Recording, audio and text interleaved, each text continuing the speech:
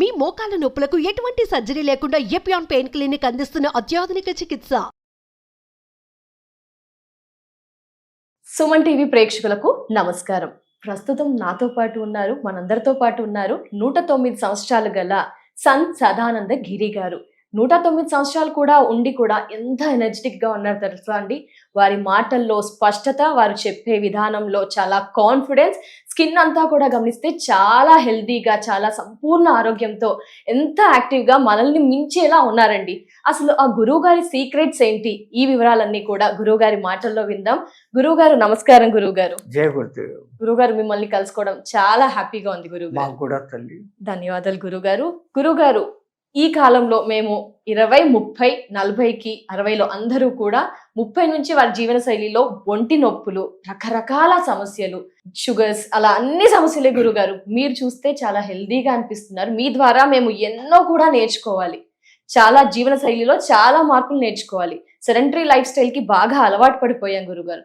ఏంటి, ఏ విధంగా మా జీవన శైలిని మేము మార్చుకోవచ్చు అంటారు? మీ ద్వారా మేము చాలా తెలుసుకోవాలి అనుకుంటున్నాం గురుగారు. ఒక్కొక్కటి మాట్లాడుకుందాం గురుగారు. అలాగే టైం ఇచ్చినందుకు ధన్యవాదాలు గురుగారు. గురుగారు, ఏంటి అంటే ఇప్పుడు 109 సంవత్సరాలు అని చెప్పారు. ఏంటి, ఎలా అంతవరకు వెళ్ళగలిగారు? ఏమేం చేస్తే ఆ విధంగా 109 వద్దు గురుగారు, మాకు కొంచెం 70 వరకైనా అలా అయినా ఓకే. ఏం చేయాలి ఉన్నంతకాలం సంతోషంగా, హ్యాపీగా, హెల్దీగా, ఆరోగ్య సూత్రాలు ఏ విధంగా అంటారు?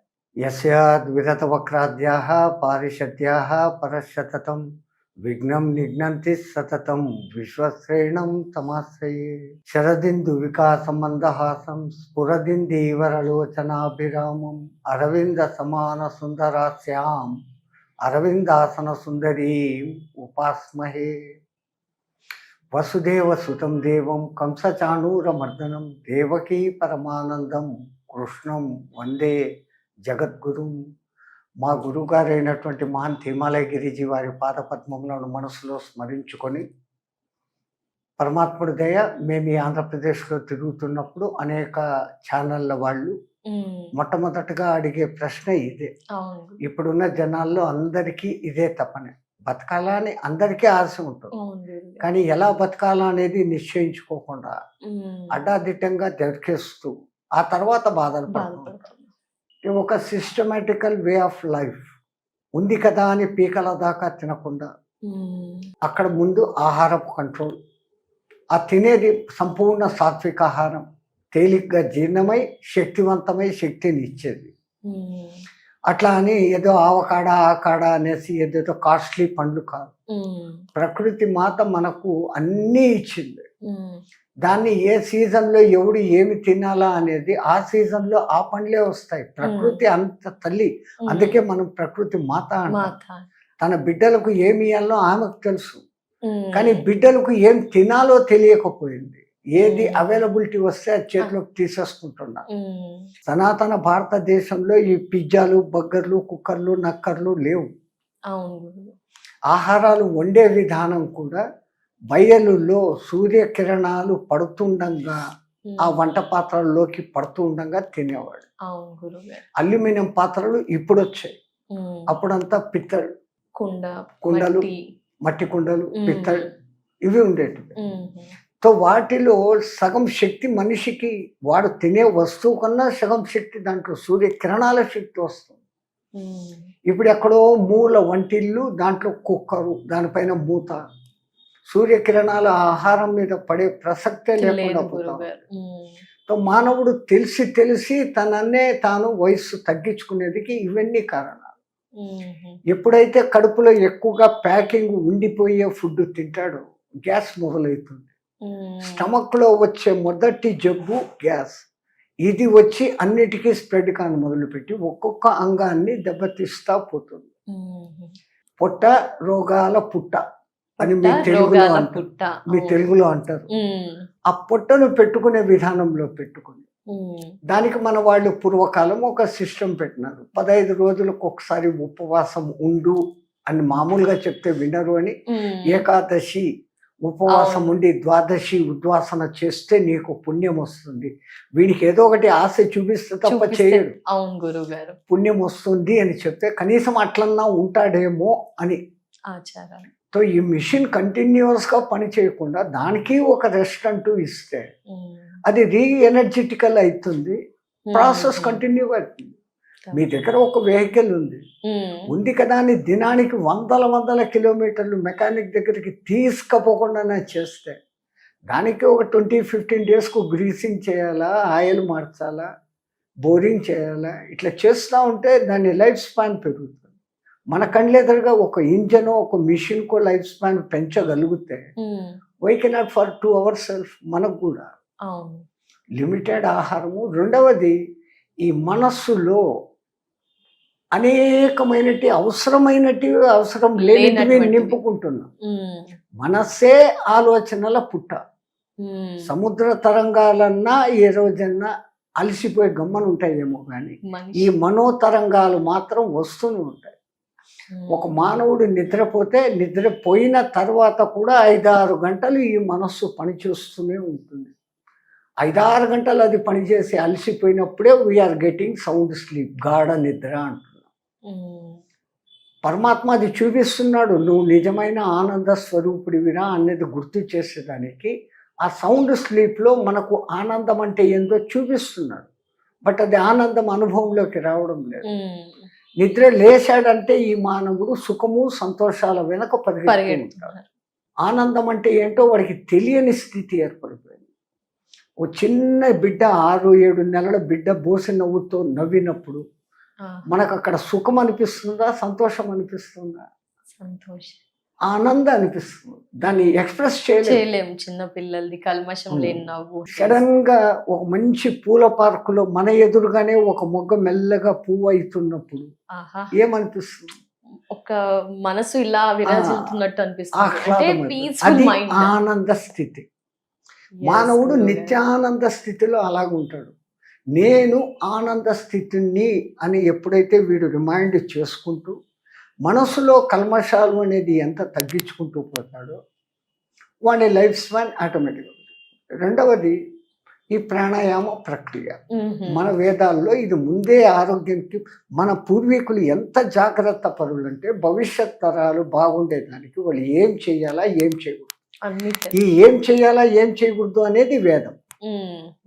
అందుకే సనాతన భారత ధర్మం వేదం మీద డిపెండ్ అయింది ఒకప్పుడు. ఇప్పుడు వేదం అనేది లేకుండా పోయింది. ఎవడి వేదం వాడిది అయిపోయింది. అవును గురుగారు. వేదంలో ఏం చెప్పబడుతుంది? నువ్వు ఏం చేయాలి ఏం చేయకూడదు, ఎలా ఉండాలి ఎలా ఉండకూడదు, ప్రతి ఒక్కటి దాంట్లో ఉంటుంది. ఎలా ఉండకూడదో తెలిసినప్పుడు ఎలా ఉండాలో చెప్తే ఆటోమేటిక్గా తెలిసిపోతుంది. రెండింటినీ వివరించి చెప్తుంది అది. ఆ వేద పఠనం మనకి ఇప్పుడు తగ్గిపోయింది. కొంతమంది మధ్య యుగాలలో వేదం అందరూ చదవకూడదు అని చెప్పడంతో ఆ వేదం అంటే ఏదో పెద్ద రహస్యము, వేదం అంటే గొప్పది, అర్థం కాంది అనుకున్నాం. సంస్కృతంలో ఉన్న దాన్ని హిందీలోకి మరాఠీలోకి అందరూ మార్చారు. వాళ్ళు పాపం వాళ్ళ ప్రయత్నం వాళ్ళది. బట్ వీళ్ళకు చదివే ఓపిక లేదు. అట్లయింది. తర్వాత ఈ ఆహారము ఒకసారి తిన్న తర్వాత అది పూర్తి డైజెస్ట్ అయ్యి అంత దానికి టైం ఇచ్చి తింటే పర్వాలేదు. మీరు అంటారు తెలుగులో ఏకభుక్తి సదాయోగి, ద్విభుక్తి భోగి, త్రిభుక్తి రోగి అంటారు.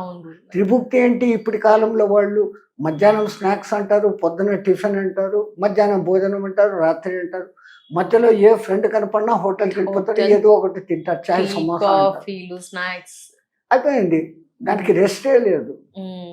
ఇంకా ఒకప్పటి మీ ఆంధ్రలో కూడా మేము చూసాం పల్లె జీవనం. పొద్దున్నే వాడు ఏదో 8:30, 9 o'clock భోంచేస్తాడు, మళ్ళీ నైట్ 7 o'clock చేస్తాడు. అది బాగుంది. 8 to 7 o'clock వరకు తిన్నదంతా ఎనర్జెటిక్ గా మారుతుంది. 7 o'clock ఎర్లీగా తింటే వాడు పడుకునేకి 9కి 2 hours లో డైజెస్ట్ అవుతుంది. ఇప్పుడు 8:30, 9కి 10కి తింటారు, తిని బెడ్ మీదకి పోతారు. సైంటిఫికల్ రీజన్ ఉంది. తిన్న వెంటనే మీరు పడుకున్నారంటే అన్నము మీ అన్నాశయంలోనే ఉండిపోతుంది, జీర్ణాశయంలోకి పేగుల్లోకి ఎంటర్ కాదు. అక్కడ ఫార్మేషన్లు కాదు, అక్కడ ఉత్పత్తి కావాల్సిన ఎంజైమ్స్ ఉత్పత్తి కావు. జఠరసము, లాలాజలం ఇవన్నీ ఎక్కువ కావు. ఇవన్నీ కాకుండా కూడా వెంటనే తిని పడుకున్నాడంటే ఈ లిక్విడ్స్ అన్ని చేరక దానికి డైజెస్ట్ అయ్యేదానికి ఎక్కువ టైం తీసుకొని ఇంకా అన్ని అల్సర్లు, క్యాన్సర్లు, చెత్తలు, చెదరాలు అన్నీ వస్తాయి. గురుగారు కమింగ్ టు ఇప్పుడు ఫుడ్ విషయం మాట్లాడుకుంటున్నాం కదా గురుగారు, మీరు 109 సంవత్సరాలు చాలా హెల్దీగా ఉన్నారు. మీ లైఫ్ స్టైల్ ఏ విధంగా ఉంటుంది అంటే మీరు తినే ఆహార విధానం మాకు ఒకసారి మిమ్మల్ని ఇన్స్పిరేషన్ గా ఫాలో అవ్వాలి అనుకుంటున్నాం. ఏంటి గురుగారు, ఏం తీసుకుంటున్నారు మీరు? మాలాగా అంటే ఇప్పుడు పరమాత్ముడు ఇచ్చాడు అన్నీ తినచ్చు అట్లానే కాదు. మా హిమాలయాల్లో మీరు 109 అంటేనే ఆశ్చర్యపోతున్నారు. అక్కడ 130, 140, 200 ఉన్నారు. వాళ్ళకి అసలు నాకన్నా ఈ డేట్ ఆఫ్ బర్త్ మా గురువు గారు చెప్పబట్టి తెలియబట్టి గుర్తుంది. వాళ్ళకి వాళ్ళు ఎప్పుడు పుట్టారో కూడా తెలియదు, ఎంత కాలం అయిందో కూడా తెలియదు. ఓకే. They're still living. అంటే మీ ఆహారపు అలవాట్లు ఏంటి, ఎలా తింటారు, ఏం తీసుకుంటారు, ఏ టైంలో? ఎంత సాధారణంగా మా ఉత్తరాదిలో గోధుమలు, గోధుమలు. గోధుమలతోనే పాయసాలు, గోధుమలతోనే రొట్టెలు, పూరీలు, ఎంతసేపు గోధుమ హల్వాలు, ఎంతసేపు మెయిన్ ప్రధాన అంశం గోధుమలు.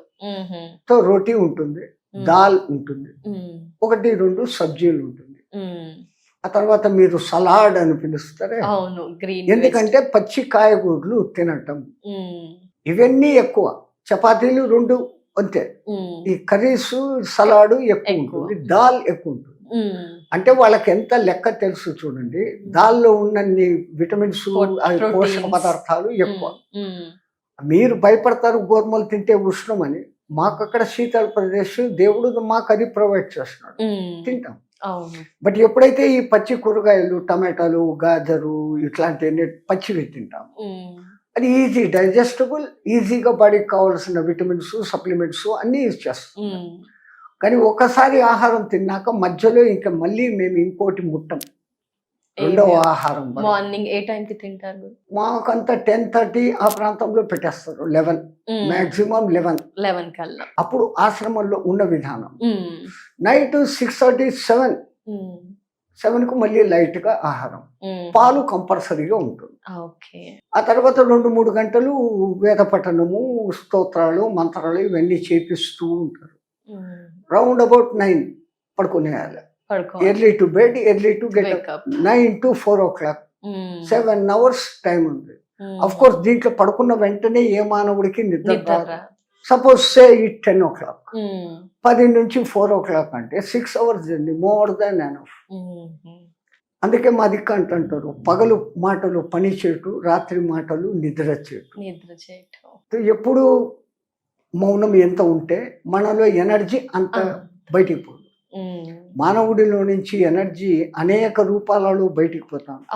కళ్ళ ద్వారా ఎక్కువ, చెవుల ద్వారా కొంచెం, నోటి ద్వారా ఇంకా ఎక్కువ, మూమెంట్స్ తక్కువ, ఇట్లా ఎనర్జీ బయటికి వెళ్ళిపోతాం.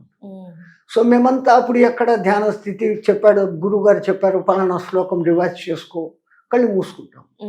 So half of the energy ఇక్కడ సేవ్ అయింది. ఆ మంత్రం చదివేటప్పుడు దాంట్లో ఉన్న రిథమాటిక్ సౌండ్స్ ఒక వైబ్రేట్ ని క్రియేట్ చేస్తాయి. యూనివర్స్ అంతా ఉన్న విశ్వశక్తి ఇప్పుడు మీకు నాకు మధ్యలో కూడా ఉంది. ఇది ఎప్పుడు లోపలికి ఎంటర్ అయిపోతానే ఉంది, దానికి ఏ అడ్డంకి లేదు. బట్ నిలబడడం లేదు. కారణం మనం వేస్టింగ్ ఎక్కువగా మాట్లాడడం కూడా ఒక కారణం.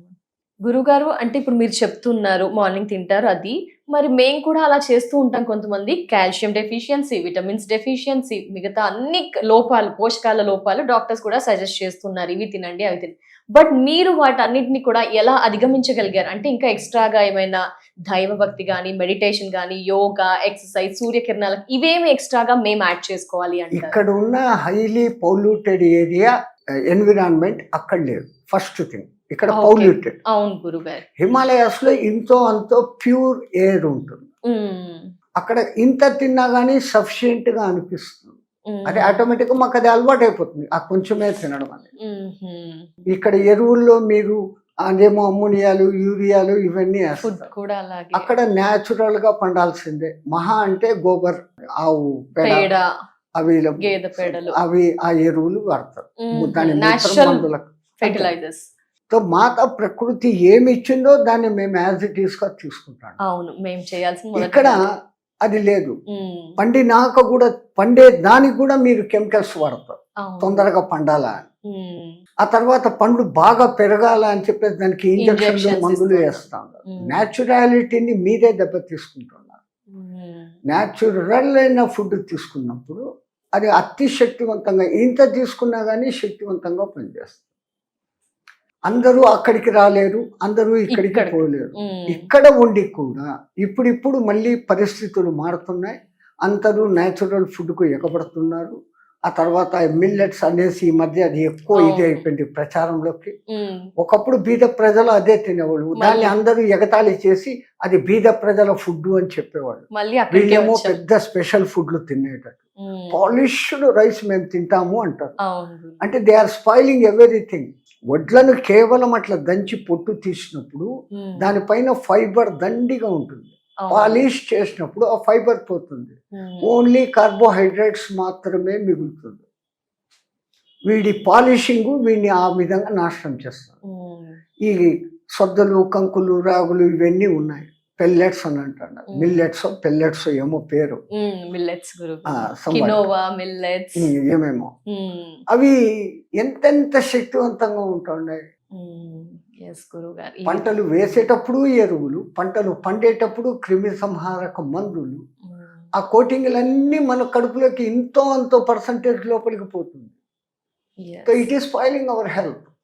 లైఫ్ స్పాన్ కూడా అదే తగ్గిస్తుంది. రోగం వచ్చిందంటే లైఫ్ స్పాన్ తగ్గింది. అంటే మెయిన్ రోగ నిరోధక శక్తి, resistance power of the body, అది అక్కడ హై లెవెల్లో ఉంటుంది, ఇక్కడ ఉండదు.